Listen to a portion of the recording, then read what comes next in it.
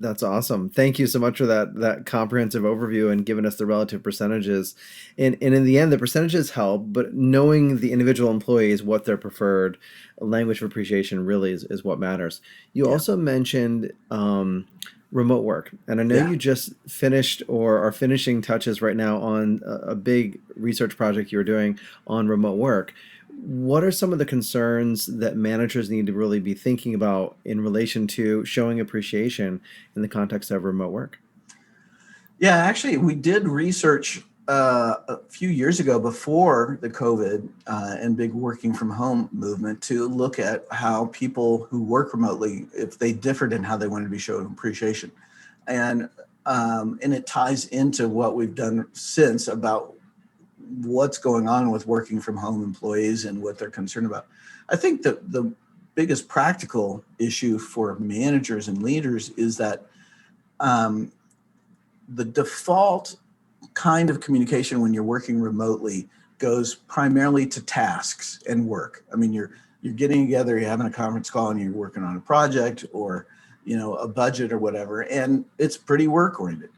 And you don't have those sort of informal interactions where you walk by somebody's office and you stick your head in and say, hey, how's it going?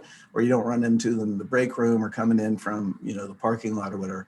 And so all those sort of informal conversations about personal stuff, about sports, about how their kids are doing, what they do over the weekend, there's no sort of automatic space for that. And so it's really important. And I mean, this is what they say, I'm not just a performer. I've got a life, and especially working from home. And if, finding out how that's going with the kids, at school and so forth, is really important. And so making space, and it can be as simple as maybe texting or emailing somebody and say, hey, I'd like to check in for 5 or 10 minutes. When would be a good time? Because one of the things we found is people are reluctant to just do it because they don't know what the other person's doing, right? And so they don't want to interrupt them. But if you sort of find out, set up a time and just chat.